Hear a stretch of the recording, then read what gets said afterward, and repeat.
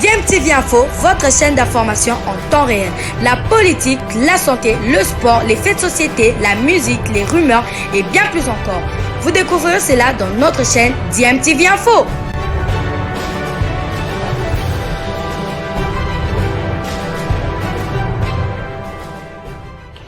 Vous êtes sur DMTV, bonjour ou bonsoir, tout dépend de l'heure à laquelle vous nous suivez. Tout plaisir est pour nous de vous retrouver, mais surtout de savoir que vous êtes nombreux en train de suivre votre chaîne YouTube DMTV. DMTV qui vous propose l'actualité, vous propose également des analyses et des réflexions sur des sujets d'actualité, sur des faits sociaux, tout simplement sur des réalités que nous observons ici chez nous en République démocratique du Congo.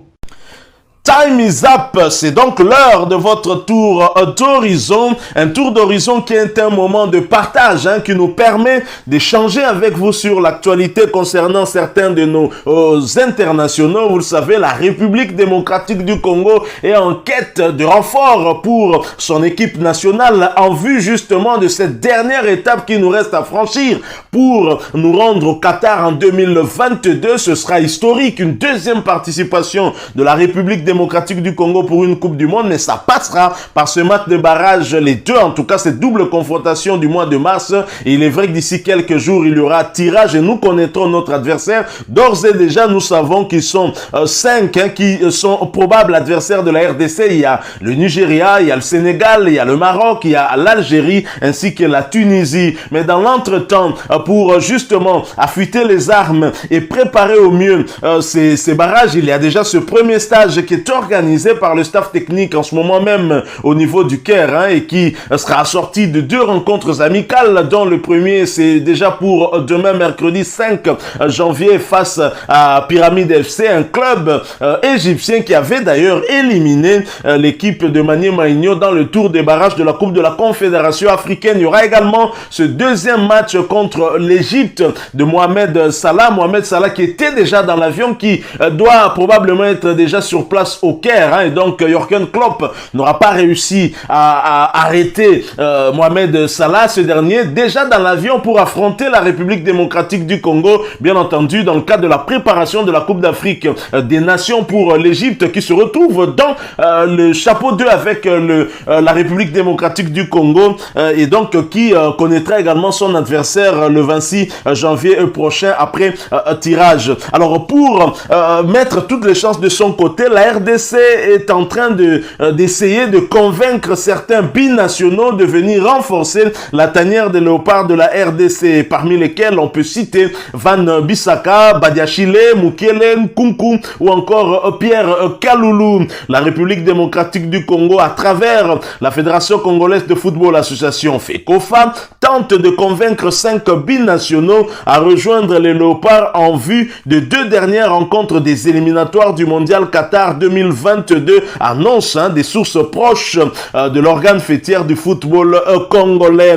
À quelques mois des barrages qualificatifs à la prochaine édition de la Coupe du Monde Qatar 2022, la Fédération congolaise de football association continue de bouger dans les coulisses afin de convaincre certains binationaux de porter le maillot de la République démocratique du Congo, le maillot des léopards, bien évidemment. Parmi les 5 joueurs contactés figure Aaron Van Bissaka, coéquipier de Cristiano Ronaldo, latéral droit de Manchester United. Il y a également Benoît Badiachile, le robuste défenseur central de l'AS Monaco, le jeune défenseur qui a 20 ans et qui s'est bien illustré lors de l'édition dernière de la Ligue 1 championnat français de première division. Il y a également Nordi Mukele, l'arrière droit du club allemand de FB Leipzig, coéquipier de Christopher Nkunku, qui lui aussi est contacté pour venir renforcer la tanière des léopards de la République démocratique du Congo. Nous n'allons pas oublier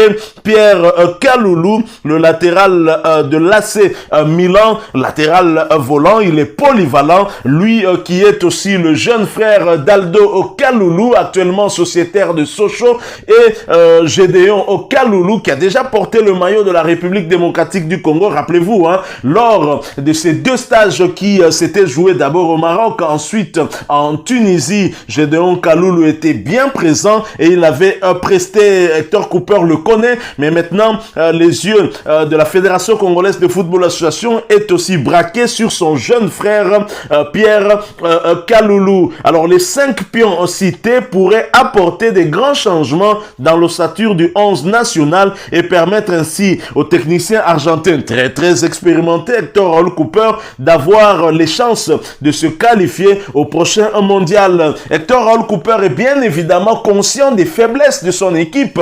Il voudrait en tout cas mettre toutes les chances de son côté. Voilà pourquoi, ensemble avec la Fédération congolaise de football association, ils sont en train de tenter de convaincre ces jeunes. Mais pour mieux convaincre ces jeunes, il faut leur apporter aussi un bon projet en termes, c'est vrai qu'on veut se qualifier pour la Coupe du Monde, mais il y a aussi tout ce qui va avec, hein, une bonne préparation, en tout cas des meilleures conditions de travail. Je crois que le gouvernement, au travers le chef de l'État lui-même, qui est très impliqué, hein, et qui voudrait en tout cas voir les Léopards se qualifier, ce sera historique, hein, je l'ai dit, hein, pour la deuxième fois, on a été la toute première nation subsaharienne à se qualifier pour une phase finale de la Coupe du Monde. C'était en 74, rappelez-vous. Et donc le chef de l'État en est conscient et avec le gouvernement des Warriors, ils sont en train d'accompagner cette équipe nationale tout en essayant de respecter le programme du sélectionneur national. Il avait prévu 2 stages et le premier avec des joueurs évoluant au pays, élargi à ceux qui sont en Afrique dans 2 pays, le Maroc ainsi que la Tanzanie, et c'est fait. Ils sont au Caire dans des très bonnes conditions. Il y aura ce 2e stage qui sera organisé du 24 janvier au 2 février 2022 avec toute l'équipe, et nous espérons en tout cas que les joueurs cités ici pourraient accepter et pourquoi pas venir renforcer les Léopards de la République démocratique du Congo. Ce sont des joueurs de grande valeur qui pourraient en tout cas mettre notre équipe aussi au niveau afin que nous soyons compétitifs, hein, et que nous puissions bien défendre notre drapeau. Voilà donc cette information en première partie de ce tour d'horizon que nous avons voulu partager avec vous, échanger avec vous. Bien évidemment, nous poursuivons ce tour d'horizon en allant cette fois-ci du côté, nous allons aller du côté de la France, hein, pour avoir des nouvelles de Gaël Kakuta. Gaël Kakuta qui va revenir, hein, qui revient toujours sur blessure, et son entraîneur ainsi qu'un de ses coéquipiers sont heureux de le voir revenir. Nous en parlons tout de suite après cette courte pause. En France, en Ligue 1, Florian Sotoka, coéquipier de Gaël Kakuta, attaquant lensois, estime qu'un Gaël Kakuta 100% peut nous faire gagner des matchs.